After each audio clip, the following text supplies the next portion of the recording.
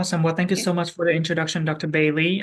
So before I think Van has a several questions that she want to start, but I just want to give a quick introduction about the projects and then what we aim to accomplish here. With this project, we aim to bring the attention to the silent devastations of Agent Orange in Vietnam by bringing and revealing the long-term consequences of generation effect and the ongoing effort to heal and rebuild from this legacy.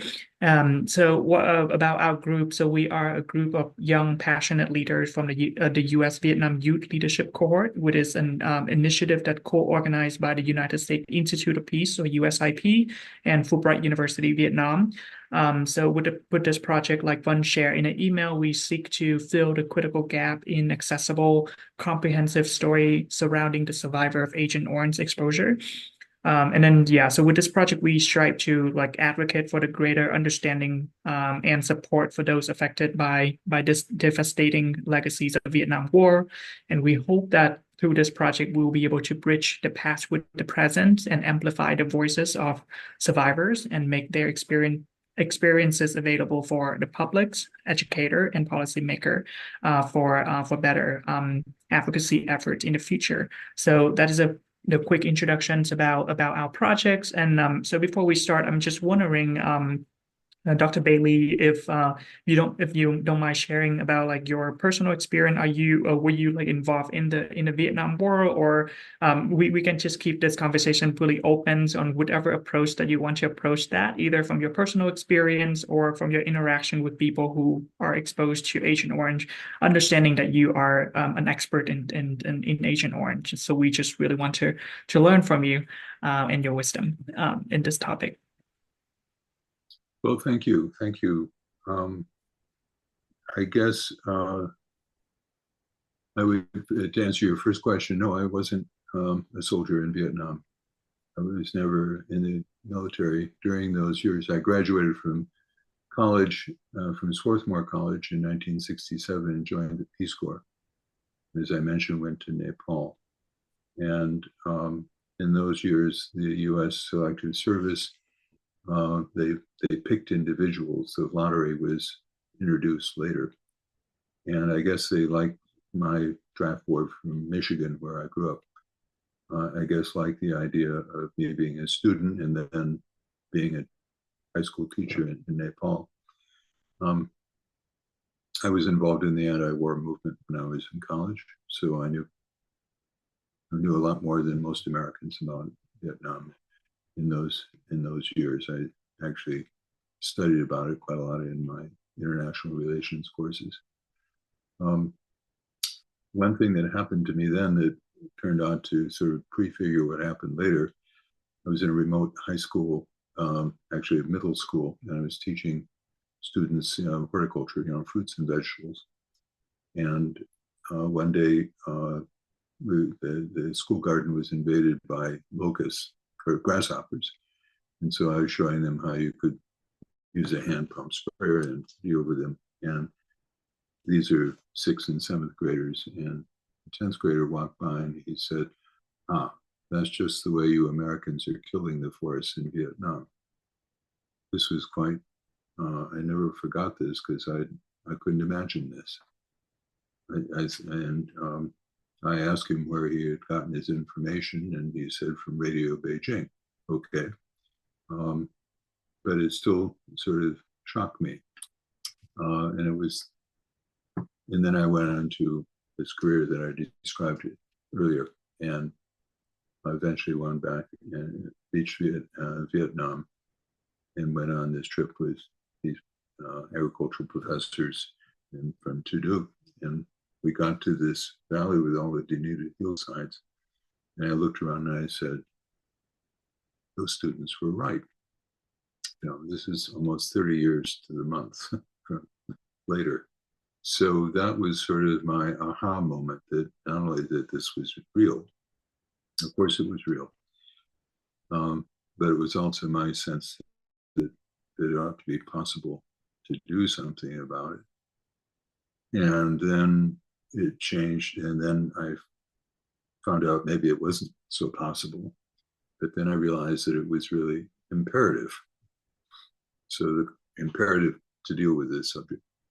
Um, you notice that this story talks about landscapes and trees, and Agent Orange was a herbicide that killed vegetation by the square mile. Um, I didn't realize in this first encounter what the impact on people was. Um, and when I returned to Hanoi, nobody was talking about it because it was so shocking. And but then through a series of circumstances, as I learned more about it, and I had an opportunity about 3 years later to make a grant, a charitable donation, just a chunk of money, $150,000 to the Agent Orange Victims Fund of the Vietnam Red Cross. And one thing you learn in philanthropy is not only to be a good listener and to honor other people's ideas, you also, when you don't know, be careful that you don't do any harm through your own ignorance. So you make a small grant and maybe you can build some relations and learn something, and you become better aware and more, it's safer. In this case, the Professor Nguyen, an eye doctor who was then the head of the Red Cross, turned out to be a great mentor. And he is the one that not only told me what they'd done with the money, which of course was a good thing, but he told me a lot about the war and his own family and its impacts, and also Agent Orange victims. So that was sort of the beginning. But they were always, as a group, always a little hard to sort of, you could meet people and visit families, but it was always hard to sort of get your mind around the nature of this extent and so forth. Because, of course, if you are thinking in terms of problem solving, and the first question Americans used to ask when I say I was working with Agent Orange victims is, how many are there? And there's actually no answer to this question. Nothing you could, no sort of, hard number like, I don't know. I think myself, there are today several 100,000 Vietnamese born with birth defects linked to exposure of a parent or grandparent or even great-grandparent now. But these conditions have other causes as well. And so if you dwell on the science, this is what I learned, if you dwell on the science of what does the dioxin, which is the toxic substance in Agent Orange, what does the dioxin cause? Birth defects. That's the science of what does it do? Then you get all of this tension and deadlock and lack of agreement, motivated not just by, shall we say, a dispassionate discussion of what does the science say, but there are a lot of politics and emotions and guilt and fear and a lot of psychological things that are not so very nice to deal with. So I was able, through a stroke of good luck, to change the discourse. And this is something, if we all know that words are important. Okay, if you can change the words people use, you can sometimes change the way they think about something or the way they approach it. And so a change in discourse can be helpful. And so I was able to change the discourse from the science of what to the science of where. Where is the dioxin today? This is actually something for which is not ambiguous compared to the science of what. And so this led to a realization that we could look at, anyway, long story short, it turned out that the dioxin was at dangerous levels so far as we could tell through a nationwide survey, only at several former US bases, military bases, particularly at Da Nang, Phu Quoc, and Bien Hoa. And Bien Hoa as as I much later learned, has about 85% of the known dioxin, and the rest was at Da Nang and then Phu.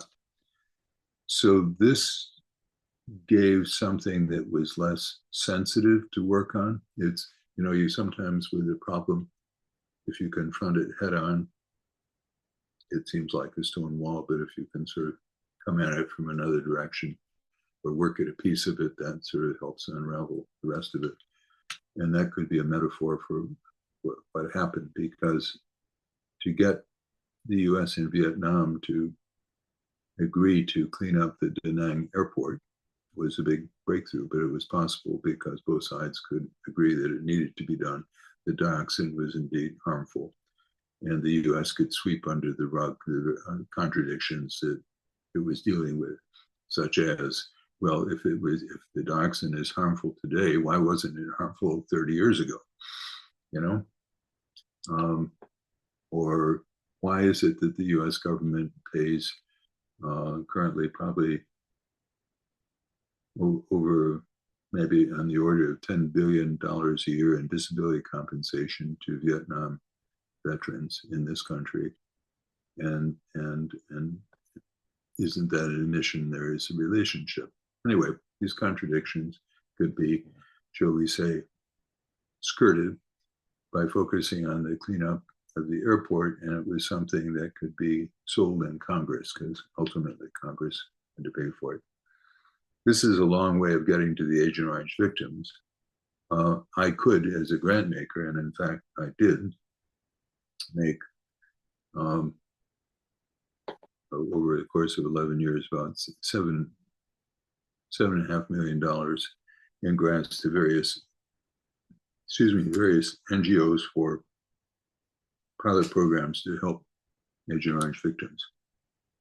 And my motivation in doing this was simply because that's what this is all about. Cleanup is fine, but helping those whose lives are already irretrievably damaged is better. And continuing that until you get to a point where the Agent Orange victims and their families live more comfortable lives with greater comfort and dignity and stability, because disability, whatever the cause, makes people poor. It makes their families poor. So you could also look at it from a anti-poverty point of view, which you can come into a community and say, let's see what can be done with programs that help people who are really struggling, families that are really struggling. So I didn't actually come in contact with or meet or visit Agent Orange victims until several years into launching all of this. And I did so partly because I wanted to know what my grantees were doing and so forth. And I don't know if you've had a chance to look at our book, Agent Orange and the U.S. and Vietnam from Enemies to Partners, but there's a chapter in there which we talk about how do you actually help large numbers of people who are severely disabled. And this is mostly out of 7 years of an American NGO working ward by ward, district by district in the city of Da Nang, which is one of the hotspots. And they developed jointly with the Vietnamese authorities ways that you could actually reach in a sustainable way, not just sort of drop by and give a wheelchair and vanish, but actually address the continuing needs of the family and try to help them get onto a better footing, recognizing that there's no cure for this, but at least you can listen and show respect. So that's how I came to the Agent Orange victims. More recently, I see, fast forward to 2023, 24. Well, sorry, I should preface this by saying that when I started work on this, U.S. officials would never utter the word Agent Orange victims. They actually, when I first went to Vietnam, I learned later, were instructed never to use that phrase in public. And even later in 2010, 2011, it was kind of a little mano a mano between me and embassy officials on what are we talking about here. And the Vietnamese called them Agent Orange victims. Um, and the US didn't want to admit any connection and no responsibility, and certainly not reparations. So we managed to skirt around that by getting USAID to deliver assistance to people with severe disabilities in the heavily sprayed provinces. This is a mouthful, which is basically means Agent Orange victims. Um, both countries, both governments could tacitly agree on this, and they were, after all, just different labels for pretty much the same group of people. So this phrase Agent Orange victims, that was another workaround, and it got to even today, now that we talk more about a unified approach to war legacies, of which there are several, including UXO, missing in action, both countries, the diaspora, people who had to leave, decided they needed to leave. The UXO survivors is a term that is now spread, it seems, to Agent Orange victims. And I think this may be a kind of a side issue, but I think it's important because the Vietnamese called them Nhân Nhật Chất Độc Da Cam, Agent Orange victims. And it's important to listen and respect the Vietnamese experience on this, I think. You can say, of course, they are both, but I still think, particularly with the need to continue and draw attention to these people's situation as you are setting out to do, that it's a good idea, consult with the Vietnamese, of course, but I think it's a good idea to use the phrase Agent Orange victims. Now I could talk about various people I've met and so forth, but maybe this is enough, sort of the bigger picture for the moment.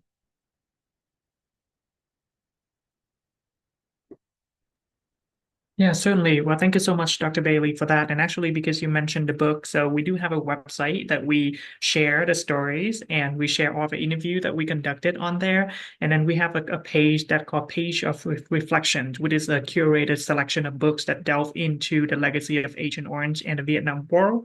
And we just want to share like the story of resilience, history, and the healing that provide insight into the life of people affected by this silent agencies. And then we invite our audience to reflect on the enduring human and environmental effect of the war.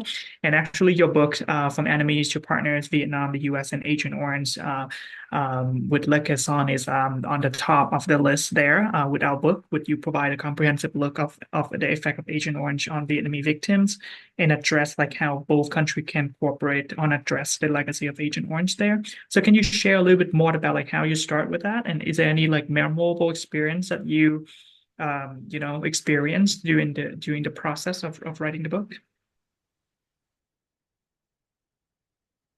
Well,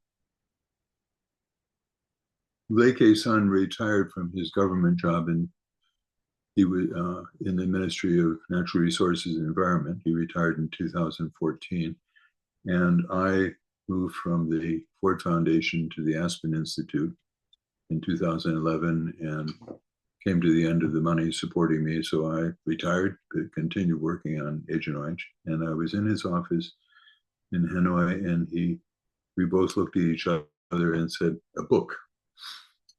And that was how it started. And I have a bit of advice: if you ever write a book with someone who's not a native speaker of English, flip a coin as to which language you're going to write it in. Don't try to write it in both languages simultaneously. You will go crazy. Um, so the it becomes like sort of, you keep translating back and forth, and then you sort of lose the train of things. So anyway, then he came to Seattle actually, along with my longtime grants administrator, Ngoti Lemai. Um, and the three of us sat in a hotel for a week, and we went through the book line by line in both languages uh, to make sure we were all literally on the same page. So that's the sort of memory about the book. About Agent Orange victims, I remember once in Guangxi province uh, visiting a woman who had been born with foreshortened arms and legs. And I think there's a picture somewhere of me talking with her. She was very outgoing, cheerful, and she talked about her plans to open a coffee shop. And so we're having a conversation about, customers and how this would work and so forth. And so that's a very happy memory. She later got married and has a baby girl. The baby girl is now probably a teenager. Um, and so I take that as sort of, and she didn't have any particular prosthetic devices that I recall, but it was really, she had the support of her community and her family. And so she was very forthright. And she wasn't, she was disabled, but she was not mentally disabled like many Agent Orange victims are. So this is actually a very happy memory of meeting someone who, that's what she had known. That was her life. That was the cards that she'd been dealt, and she was getting on with things. And excuse me, just a minute, my wife is calling. Ingrid, I'm in the middle of this interview.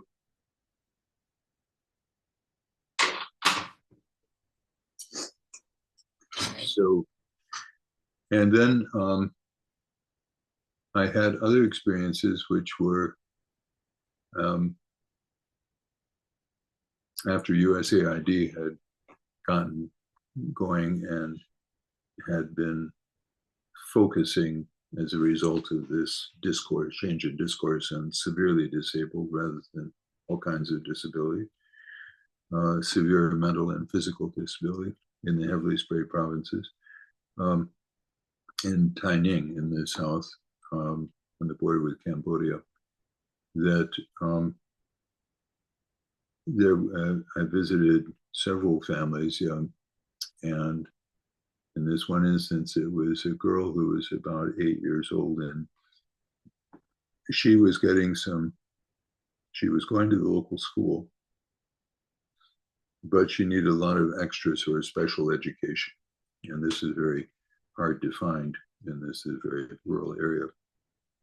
But that she was getting that help, and along with it, some money to her family to renovate the house, particularly the bathroom, to accommodate a wheelchair, and bathing facilities, and various other things that just made life easier and better.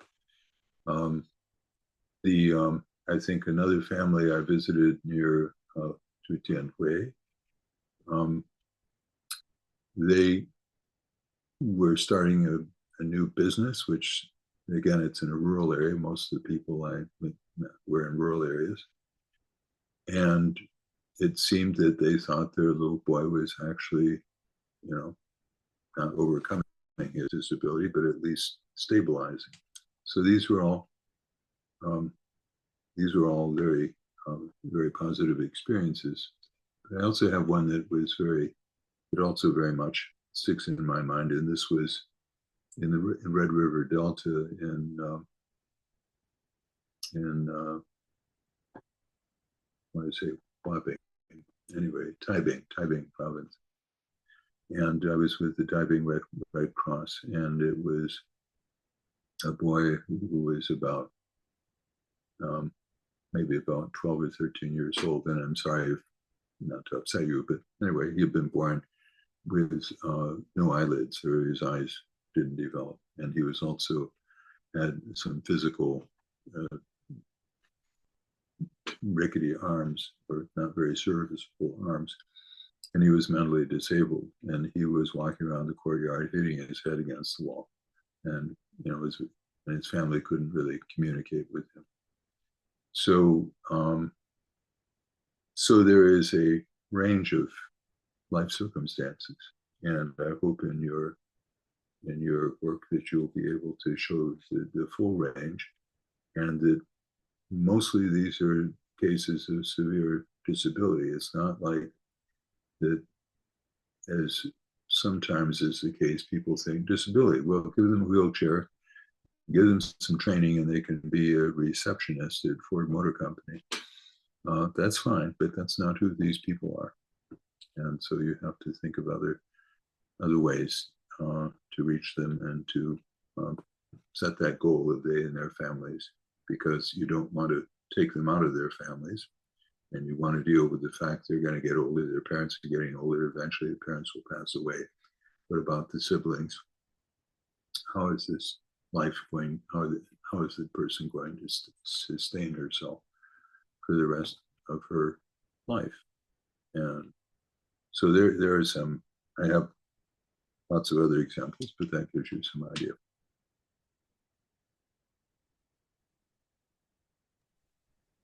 Thank you so much for sharing. I think since you had like a extensive experience working with Agent Orange victims and other organizations like the Ford Foundation to support the efforts in mitigating the impacts of Agent Orange. I am just curious about like what aspects of Agent Orange that you think nonprofit organizations, governments, and other entities could, focus on in order to, I would say, optimize their efforts. Well, I think two things.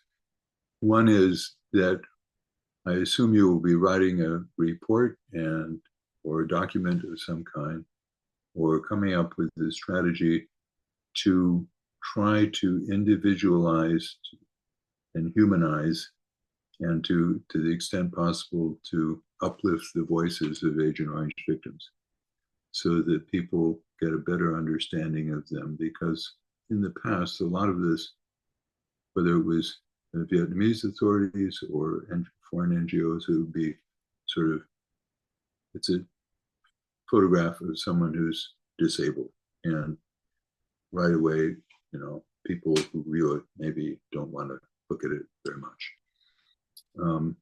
And these people are objects, whether objects of pity or horror, or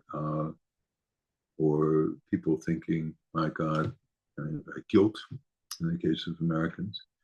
And none of those, I think, are very useful. So to the extent that you can get people, or have people speak to you and talk about their lives and who they are as individuals, and emphasize what they think are where their life is going.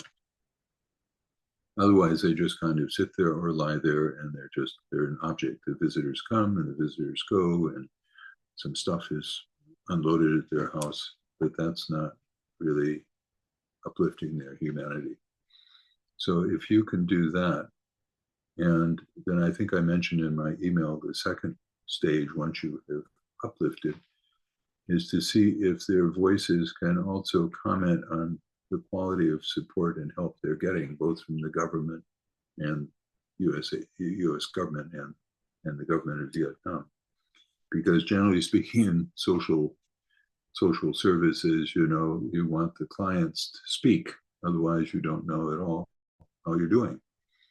And it's much easier if you're a bureaucrat or a busy NGO person to just kind of tick boxes and deliver stuff. And maybe every few years, some consultant comes by and does an impact evaluation, and they say so many boxes delivered, so many wheelchairs, so many hours of training, and so forth. And meanwhile, the real people that we're concerned about go on leading their lives, and we have no idea who they are. So if you can expose to us, uplift, or enable them to speak to us, where their humanity overcomes their disability, so that the listener is not so much focused on what they can't do, but what they are doing and what they are achieving. And that, I think, would be a win-win, and it is something that is not generally done. I can't point you to really very much, and if you find it, I'd love to know, but it seems to me there's not anything I can point to that really does this. And of course do it in both languages. But Awesome. Yeah, thank you very much, Dr. Bailey. The next thing I want to touch on is actually looking into advocacies and the timeline of justice for the victim of Agent Orange. So if we look back into like 1984, that the U.S. veterans filed a class action lawsuit against the manufacturer of Agent Orange, which actually led to $180 million settlements for American victim, but leaving Vietnamese victim without compensations. And then it took like all the way until like 2004 when VAVA, like the Vietnam Association of Victim of Agent Orange and Dioxin, filed a lawsuit in the U.S. court system seeking for like the justice for Vietnamese victim. However, somehow the courts dismissed the case and stating that the use of Agent Orange did not violate the international law. Would, like you say, right? No one really want to pay for the cost of the war. And then, I mean, of course, like, Vietnam and U.S. recently uplift the relationship with each other, but it took like the U.S. until like 2012 in order to complete a project to remediate the dioxins in Da Nang, one of the hotspots there. And then all the way until like 2018 when they announced like the $390 million for dioxin cleanup at Bien Hoa Air Base, within that, making that like a significant environmental justice effort from the U.S. side. So what are your opinions surrounding like the ongoing effort for remediations of all of the effort to remediate like the legacies of Agent Orange, and then if there's a single message that you want the world to know about Agent Orange, what would that be? the U.S. needs to not forget about the victims of Agent Orange. Or to put it this way, put it in a different way. The U.S. needs to continue to work with the victims of Agent Orange until they are all leading lives of greater dignity and comfort. And so that's a one sentence statement. What that means is, as I've said earlier, is trying to ensure that the money that USAID is being given by the Congress for these programs fund actions that not only build capacity but provide direct assistance. You need both.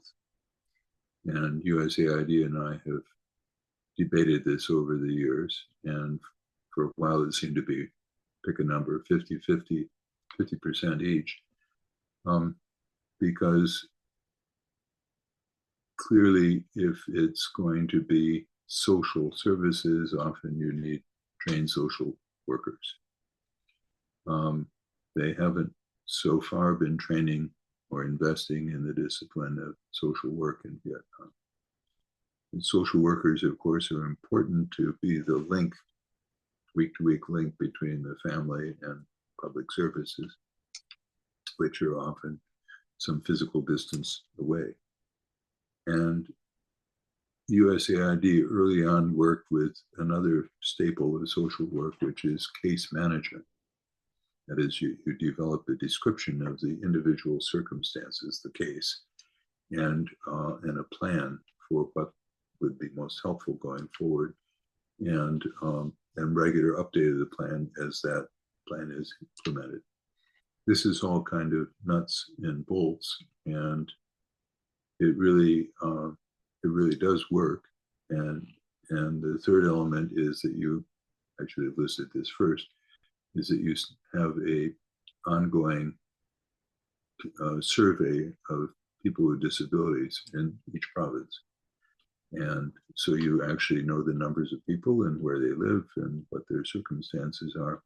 So if you have social workers, case management, an ongoing update of where people are, then you can actually aspire to this direct assistance, which can basically is not only helping them with some investments to improve their house and day-to-day conditions, but also improving the financial viability of their family, because after all, that's how they're going to depend on. There's some assistance from the state, but not enough. And so, for example, scholarship support for siblings to complete their education so they can get a better job and help look after their disabled brother or sister. So I would say that in some, that there are several 100,000 people, many of whom are still awaiting any kind of assistance from the U.S. We therefore have a longer way to go to provide assistance that really is sustainable and supports them hopefully for the rest of their lives. By that, I don't mean monthly allowances from the U.S. government, because I think that's perhaps not possible.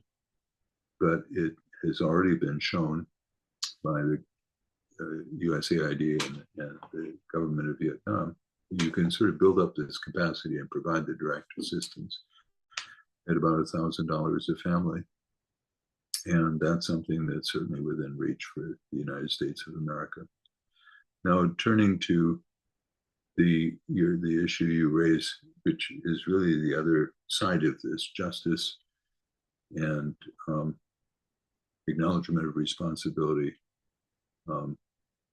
It's a social justice issue. And I normally, when I started on this or long ago, I learned that, well, the court systems, the legal system is just another way of solving problems. That's why we have it. But it doesn't mean it can solve all problems. And up until now, the legal systems in the U.S. have not solved any problems for Vietnam. And the 1984 case that you cite was actually an out-of-court settlement. It wasn't, the judge didn't rule in favor of the veterans. The chemical company, he basically called in the chemical companies and the plaintiffs and the defendants in separately and said, why don't you settle up? Because, there may not be the basis of a judgment here. And so the chemical companies, knowing how important veterans are in the US, provided that $180 million. And that was, fell far short. And so the US veterans turned to politics, to the Agent Orange Act of 1990. And that's how they have been receiving much more assistance. So you might argue, is there a political solution? Or is there a legal solution? Or is there even a solution that might not involve more, that might at least be acknowledgement of a responsibility? These are all sort of elements of a possible social justice response. And the latest court case is Madame Chantigna in Paris, and it's still in the courts. It's suing the chemical companies 50 years later. It's the same form as the cases in the United States, which were not successful. But But what it does do is it sort of refines the moral argument for some response. And that just because it was a long time ago, it doesn't mean that it's any less relevant today. And at some point in the future, um, it might we might reach the stage where we finally can say, or somebody says at the highest level, and we write about this briefly in the book, that this would be the presidents of the two countries basically say, we need to solve this finally, and both sides say what they need from the other, and they negotiate it. And I would say, from my personal point of view, that the U.S. needs to acknowledge responsibility at a minimum, and then maybe it will be possible to say that all the money that's been spent so far, the little over $500 million since 2007, was was a contribution, or was along with the apology, the acknowledgement of responsibility was to begin to acknowledge in a tangible way that wrong was done. But we are still a long way from there. When you talk, you're going to talk, or of course you talk with Zilton, François Zilton, and he's very eloquent on this, as I imagine you know. It's really interesting because, you mentioned the case of the French journalist Chen Tonga, because, that's definitely an interesting case to follow. And actually, I think that he was just actually in Vietnam for shows or a talk show or something like that, right, Vaughn? Because they mentioned that on our cohort call. So, Dr. Bailey, I think we have one last question for you, and then I think Lake Cat had questions, and he's going to pose that to you. Okay. All right, fantastic. Well, Dr. Bailey, it's been so great having this conversation with you and getting all of this information out of you. We really appreciate your time and your wisdom you've been sharing with us. The last question we have is, coming from you, someone who's been studying this for a while, someone who is working with the Aspen Institute, someone who has worked with several other foundations, such as the Ford Foundation. We're young people. We're just getting started with our academic pursuits, and especially documenting these. So, as someone who has been in this, recording these stories for so long, do you have any advice that you could possibly give us to continue our journey of advocacy? Yes, I do, actually, and I'm glad you raised this question. I'm 79 years old. We need young people. You're young. I am so happy to meet all of you. And I think that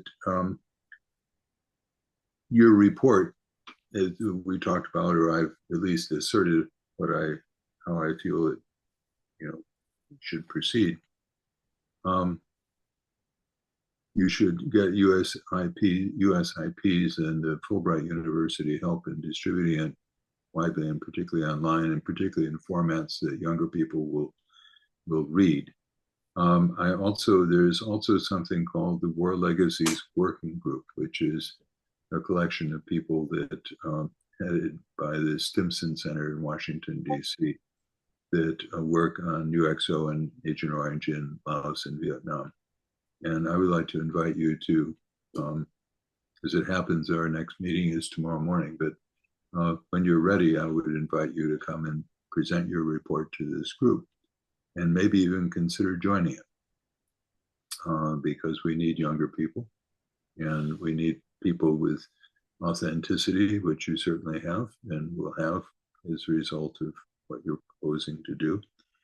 And I think from those two things, putting your heart into this as you're doing, making sure it reaches a wide audience, and then connecting with people who are already engaged with this, particularly in the Washington political arena,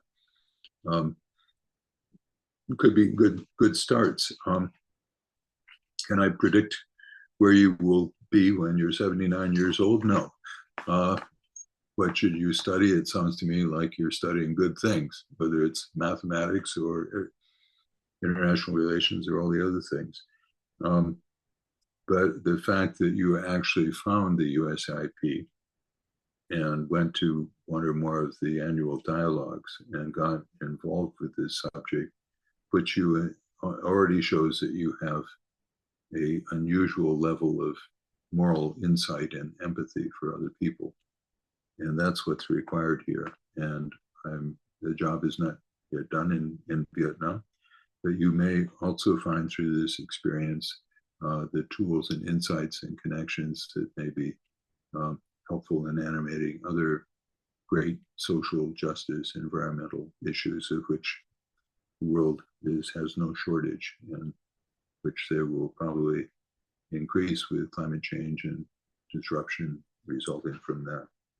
There will be social justice issues. This is an opportunity to delve deeply into one and to make a difference. And then you see how you did that and what you do next.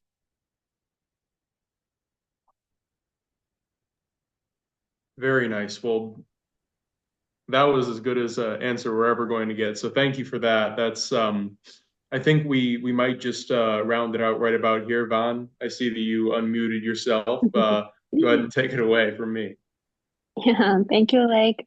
We just want to say thank you so much for joining us, sharing your wisdom, not only through our conversation today, but also in our previous email conversation as well. And we would love to keep you updated about our progress. And um, if I'm not mistaken, the closing ceremony that we have is probably going to be open to the public. And so, if possible, I would, love to have you join us to see not only our work, but also the work of other groups as part of the youth leadership cohort as well. Well, thank you for that invitation. When is that going to be, do you think? It's December the 3rd of 2024. Oh, 2020. Yeah, 2024. And where will it be at USIP? No, it's going to be on Zoom for the US participants, and for Vietnamese participants, it will be at Fulbright University, Vietnam, in Ho Chi Minh City. And will you all be there for in person for it at Fulbright? No, but I'm going back to Vietnam in December the 6th. And I talked with Jenny, our cohort mentor, and so we were because I really wanted to meet other cohort members in person, but unfortunately I couldn't change my flight, so I have to attend it online. Okay, fine. Well, I will, if it's on Zoom, I will of course come. So please, Yeah. let me know, send me a link and so forth. Yeah. And Yes. similarly, I'd love to, as I say, I just want to underscore it would be wonderful if all of you could, or as many as possible, could attend one of the working group sessions. They're about every 6 weeks. So 6 weeks from tomorrow will be the next one. And you might just come. By that time, you probably will be close to knowing what you're doing and be able to comment on it, or to wait until, I don't know, the 6 weeks after that.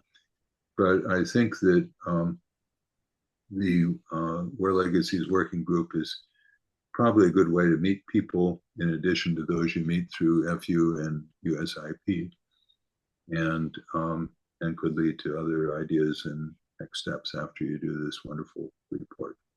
And once again, I want to thank all of you both for this opportunity, but more importantly for lifting the voices and lives of all of the people in Vietnam who have been born with severe disability linked to Agent Orange.